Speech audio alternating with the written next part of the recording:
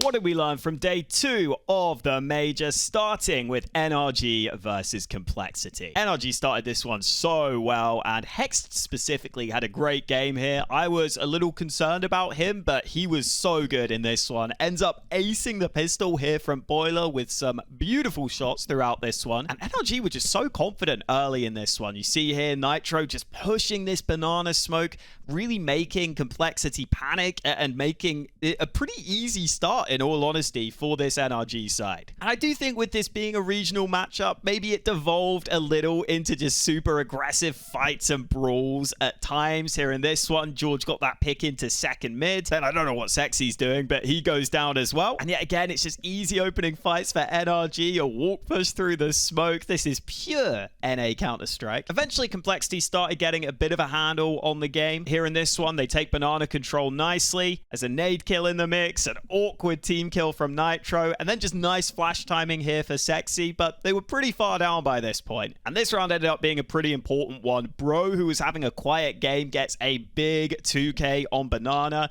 Sexy does really well to bring it back, and it's not actually a full NRG commitment here, so they go back to A, and unfortunately, this was a key kill here, a key moment. Junior missing this shot, lets them onto the site. NRG do enough to close this one out. Gotta say, for Complexity, still waiting for some of their stars to show up. I think JT is their highest rated player so far, and like, okay, JT's a decent fragger for an in-game leader at this stage, but like, come on, man. Where's Grim? Where are the rest of the boys? A little disappointing. I still think NRG are looking very good. I think they look comfortable in the way they're playing, pretty aggressive, and like I was saying in previous videos, just because they were getting dicked by the big boys at the big tournaments does not mean that they can't do well at this stage. They get a nice dub. Though I do think this being a regional matchup made it a bit weird with a lot of like aggressive fights and just duels constantly. Let's touch on Heroic, because I think they looked by far the best team at this stage so far. I think this round is a perfect example of what they're so good at. So at the start of this round, they push through B. Tanir is solo on A, but he does well enough to get one. The spacing's a little off from FlyQuest, and then Heroic used that information, used that opportunity to push these smokes with really nice timing, get even more frags to make this an even closer round. And then when it gets close, and if they need that little extra something after the initial trades, Sunpius in from CT, repositions for this 1v2, wins the clutch, and they just have that perfect combination of really good fundamental team play while also having those players that can step up above and beyond. I mean, it also helps when you have players like Tanir, who is really showing up now, and so many rounds he just has sick mechanics. I don't think he's a fully like fleshed out, well-rounded player yet. I think that'll take a bit more experience at the top level for all the decision making and for him to be completely comfortable. But if he's put in positions where he just has to focus on aim, he is so good, and he's getting put in those positions enough of the time where he is having big impacts. And I think the other thing that Heroic do really well is they always have a plan in pretty much every round. Like here, Sunpius with the AWP, boosted into B apartments, gets the opening pick. Then there's this distraction on mid from Connector, an easy kill for LNZ. And then Sunpius can get back to the B site and do even more work for the team. And it just feels like everything flows nicely, and they always have a way of trying to win a round, especially on these low buys. And that really just puts you above a lot of the other teams if you always have something up your sleeve like this. In general, I don't think their T side is too complex. It's a lot of grouping up early, like this round, you know, trading well with just pace onto the site. But the main thing is the timings are always there and the spacing is always there, much more so than other teams I've seen at this stage.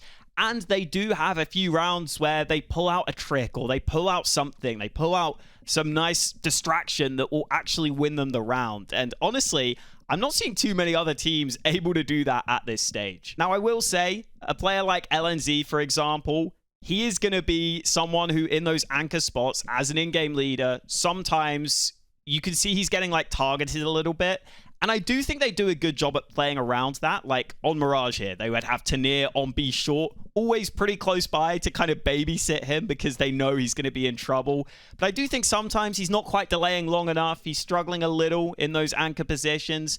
Youngstar can be maybe a bit hit or miss as well, but I think he's a pretty solid player for this team. And all in all, I think going into that next stage, I really believe in this team. I just think that what we've seen so far, they faced a little adversity here. I think the map loss will actually be kind of good for them. It will help them kind of learn some things. And just the individual ability of this team combined with the team play, they're just clearly the most consistent team at this stage. I'm glad they went 3-0 as we expected. And low-key, I think this team is an outside shot to make it to the playoffs of this major. I really do. That's the level of form I'm seeing from these guys. Let's finally touch on Bait, who I kind of just think are too skilled for everyone else at this stage overall, because I really don't think there's too much depth to their game, but they do group up quite well, quite nicely, and they do just have a lot of talent on this lineup. Here you're going to see an example of what I talk about, okay? Grouped up, fast cat, flashes in, it's just clean kills onto the site. And I know it is Dust 2, but obviously Dust 2 is a map they lean towards, probably partly because of this reason. Here in this one, MPL gets a nice shot from lower. He is still a solid talent on this team.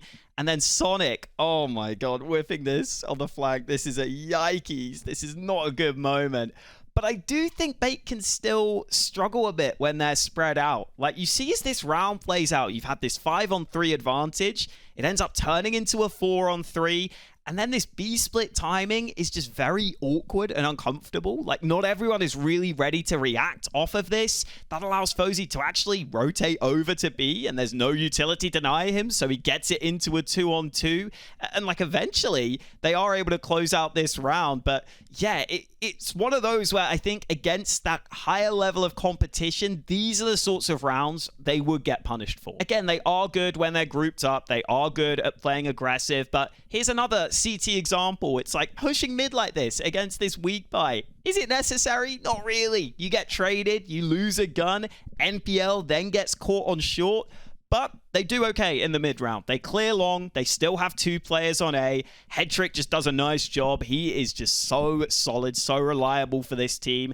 And the rotate is good enough to hold. And to kind of show you and to sum up how I feel about Bait, like, just look at this round, right? The mid push. I just feel like other teams are going to punish this. And the thing that scares me for Bait is that when they go against some of these higher ranked teams, I don't think they've like fully been tested enough here at this stage. And I just think that if you can only really win in this one way, once that way starts to go wrong, I'm a little scared for you. Because the good thing is, they are still playing the way they needed to play with this crazy confidence, a lot of aggression, a lot of just grouped up plays. But it does feel like there's a ceiling to that for me. And I do think if they start to face some adversity in the next stages, which they haven't really had so far, can you still stick to this style with confidence? Because you need to all be on the same page, and the timings need to be very good when you're playing this style. And I'm a bit scared for Bait that once that starts to happen, they could struggle a bit. I still think they make it through the next stage, just based off of their individuals. But I do kind of feel like there's a hard ceiling to this team. I do, though, also think in like a best of one, this team is just like a scary upset team for anyone. Like, them against FaZe, dude, if FaZe started slowly, yeah, I could easily see them beating FaZe in the next stage. So I think this team, like, we kind of know what they are, right? And I think that, yeah, they've done well to make it through here, for sure. Like, no one's saying that they didn't, and I think everyone knew that they would. But I still would like to see more rounds where I feel like they're winning based on more than just grouping up and just running at opponents and just beating them. Because think about it, like, opponents, if they know this is how you play, they will start to look for information elsewhere. They will start to get rotations off. They will start to just dump utility. They will not fall for fakes. Like, against the right opponents, as long as they can stop your initial pushes, especially if they have AWPs just holding, I think they will be able to shut you down and will be able to go for these early picks to deny these plays. So, yeah, I think there's still a bit more to be fleshed out in their game. But overall, Headtrick, very good. MPL, very good. I would say basically the only player that can't really fully pop off sometimes is Essential. And whenever multiple players pop off at the same time, that's why this team is going to be so hard to predict in the next stage. Because if they all pop off at the same time, they could 3-0 the next stage, genuinely. But I don't think that happens enough to really believe in this team. As for Wildcard, still like what I'm seeing out of Susp. I think he's really solid.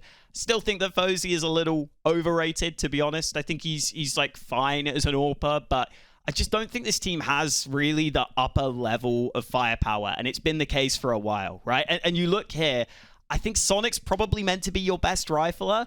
I didn't really see that today. And like, I think they've got really good role players and a really good in-game leader. They just need to get like a real standout, like super aggressive rifler and a real standout AWPer, and they just don't have that, right? And when you don't have that, there's a hard ceiling to your team on a different level where you probably can't even beat some of the teams that are just way too skilled for you. So yeah, they should be fine to make it through. Next stage, if they make it there, I think that'll be a bit touch and go. That'll be where we'll really see that individual level maybe struggle. Overall, good day of the major. I'm not going to touch on some of these lower games like, you know, Fluxo versus Chinggis. And actually, I will just say quickly, I'm happy Chinggis won that one because I think they showed us that they have some individual ability on these players, but also more importantly, I think it's going to really like ease their nerves a little bit. And I hope we get to see them play a little better as we go on here. But yeah, I think some of these lower games, we're not seeing the highest quality of CS. I'm excited for the next stages, though, because that's where we will get the proper CS, okay? Still looking right on the pick'ems. We'll be good. Thank you guys for watching, and I'll catch you next time.